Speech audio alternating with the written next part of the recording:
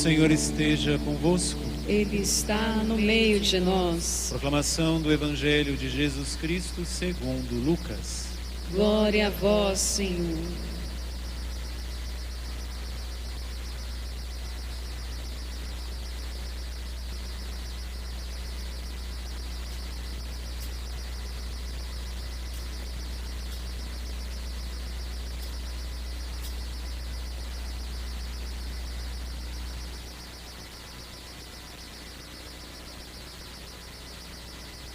Naquele tempo, quando Jesus se aproximou de Jerusalém e viu a cidade, começou a chorar e disse: Se tu também compreendestes hoje o que te pode trazer a paz. Agora, porém, isto está escondido aos teus olhos. Dias virão em que os inimigos farão trincheiras contra ti e te cercarão de todos os lados.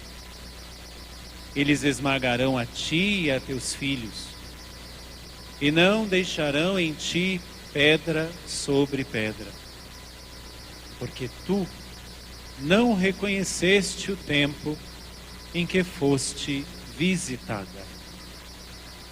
Palavra da salvação. Glória a vós, Senhor. Podemos ir nos assentando, cantando o refrão do salmo. Fizeste de nós para Deus sacerdotes, o povo de reis. Fizeste de nós para Deus, sacerdotes e povo de reis.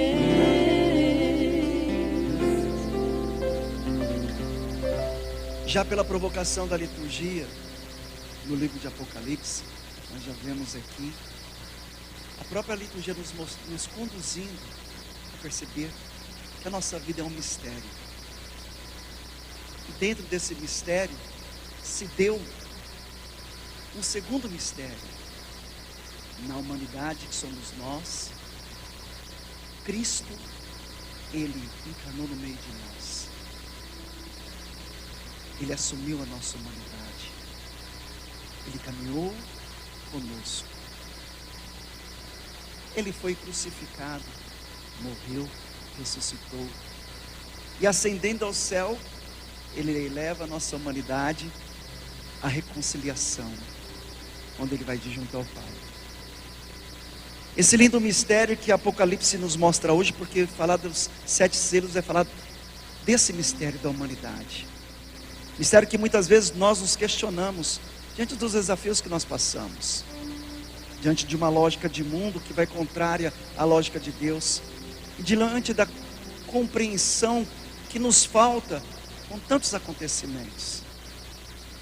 Mas é dentro desta realidade que esse texto de Apocalipse vai nos mostrar o leão da tribo de Judá, mostrando que é o Senhor Jesus, aquele que se coloca a nos revelar tudo que o Pai assim o disse. Nós vemos de forma abrangente no livro de João, no Evangelho de João. Tudo que o Pai me disse, eu vos comuniquei. E o que o Senhor nos coloca de forma tão plena, se olharmos tanto o Evangelho como também as cartas de João, é o Deus de amor. O Deus que adentra nesta humanidade, que a partir do pecado de Adão e Eva, caminha dentro de uma rebeldia, caminha agora dentro de um conflito interior. Esse conflito que nada mais é do que vivermos para aquilo que somos chamados a ser, mas que muitas vezes essa desordem que ficou em nós, que é a concupiscência, que nós assim denominamos como desordem, a nossa vontade, do nosso querer, ou seja, quer nos tirar do caminho de Deus. Portanto, o Senhor que abre os 7 selos é o Senhor que vem nos mostrar como devemos olhar a nossa vida, como devemos olhar o nosso cotidiano. E aí sim, celebrando hoje a memória de Santa Isabel de Hungria, nós vamos ver nesta pessoa, uma jovem que com 14 anos, ela é preparada para um casamento, aos 24 morre. Mas dentro dessa trajetória ela soube entender que tudo que se dava na vida dela precisaria ser através do olhar de Cristo. Porque como você pode querer olhar esta vida, senão por aquele que nos revelou que Deus é Pai, que nos deu o Espírito Santo? É preciso que eu vá, Jesus vai dizer, se referindo à nossa ascensão, para que o Pai envie o outro Paráclito, o Espírito Santo. Como olhar esta vida, senão a partir deste olhar de Cristo, que nos faz olhar a nossa vida de forma ordenada a Deus. Eu agradeço muito o Padre Anso, quando rezava, fala assim, que a minha vida, o sentido da minha vida, seja orientado para o céu, para Deus. Assim deve ser a sua vida e a minha. Mas aí vem o esforço de cada um de nós, de nos esforçarmos a olhar a vida com o olhar de Cristo, que é através do quê? Da misericórdia.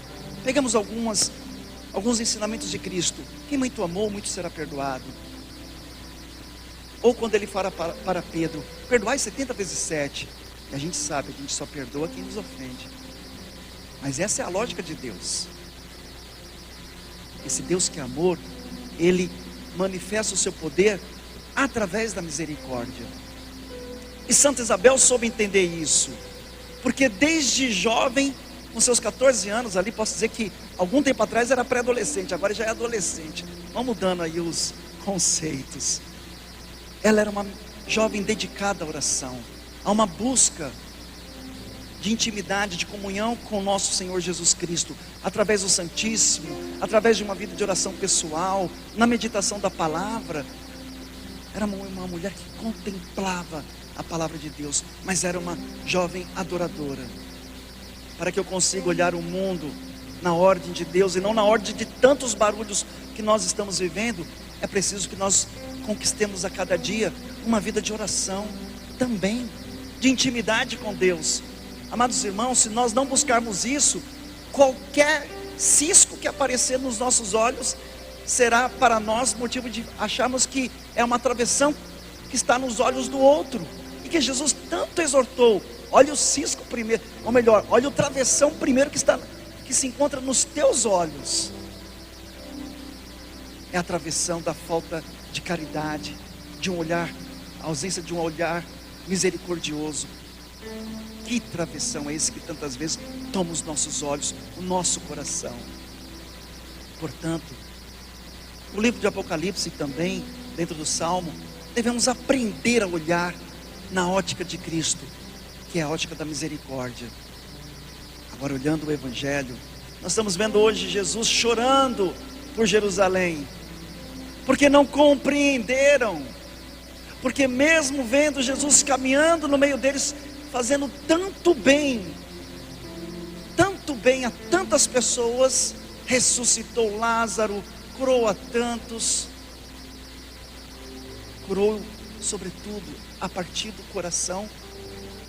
Jesus, ele agora se vê diante do seu povo, que estava com o coração fechado, que não quis compreender. Ora, meus irmãos, aqui vem a segunda provocação do Evangelho, que é justamente que a nossa vida seja uma vida que venha agradar o Senhor, que a nossa vida seja uma vida que seja um lugar de reparação e desagravo de tantos pecados que o mundo e a gente também comete, mas que o mundo aí fora sequer quer saber de voltar para Deus.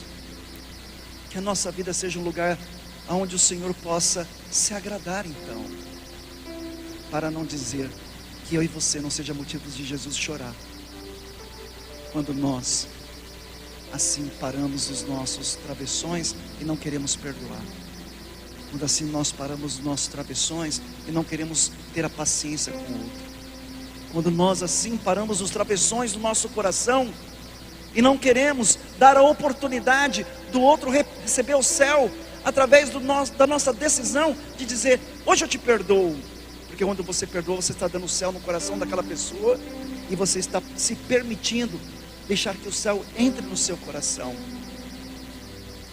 aconteça no seu coração. Portanto, que a nossa vida seja um lugar onde o Senhor possa hoje dizer: eis aqui um homem sincero e verdadeiro, como falou para Natanael. Ou possa haver uma resposta, como de Mateus, que Jesus, ao chamá-lo, ele se levantou e imediatamente o seguiu. Mas agora entendamos, finalizando essa homilia, o seguir Jesus muito mais do que não pecar é simplesmente imitá-lo. O seguir Jesus nada mais é do que imitar cada passo dele. Voltando para essa santa que nós celebramos hoje, ela soube imitar Cristo. Não só ter uma vida contemplativa de oração, mas dedicada aos pobres. Uma certa vez, conta a história dela, ela trouxe um leproso para dentro de casa, já casada. Foi cuidar do leproso, colocando na cama. A sogra dela dizia: olha, ela está colocando aquele homem doente para matar o meu filho. Olha que loucura. Mas ela não, estava ali cuidando do leproso na dignidade que ele deve ser cuidado. Qual é a dignidade? Jesus nos ensina: faça tudo para o outro que você queira que faça para você. Como que ela gostaria de ser tratada? Assim ela tratou aquele leproso. Essa é a forma de nós fazermos com que a nossa vida agrade o Senhor, imitando Ele, porque assim Ele cuidou dos leprosos, assim Ele cuidou dos pecadores. E olhando a sogra dela, em todo momento em que a sogra dela a atacava, em todo momento ela não deixava de ser aquela que trazia a sogra dela na oração, como também tratava bem a sua sogra. E aqui eu finalizo olhando a história dela. Ela que buscou imitar Jesus. O marido dela, por mais que fosse, entre aspas, tentado pela mãe a não casar com ela ou a não viver feliz com ela, cada gesto que ele via da parte dela, ele se apaixonava cada vez mais. Amados irmãos, na nossa vida, na nossa casa, na nossa família, as pessoas precisam se encantar com Jesus através do Jesus que está em nós. As pessoas precisam admirar Jesus através do Jesus que se encontra em nós, nas nossas atitudes, no nosso comportamento, nas nossas conversas, no como que nós julgamos. Se é que temos o direito de julgar, o único direito de julgar é dando a misericórdia, sendo a misericórdia. Fora disso, não nos cabe nenhum outro julgamento, se assim posso colocar dessa forma. Porque Jesus chorou por Jerusalém, porque eles decidiram viver o seu egoísmo, a sua forma de ver, e não quis ver a forma divina de Deus nos olhar. Que essa santa liturgia possa hoje, no meu coração primeiramente, mas no coração de cada um de vocês, de todos que nos acompanham, que essa santa liturgia possa realizar esta obra maravilhosa. Nos unimos a Cristo para aprendermos a olhar cada situação de nossa vida como Jesus assim olhava para cada um de nós. Louvado seja nosso Senhor Jesus Cristo. Para sempre seja louvado.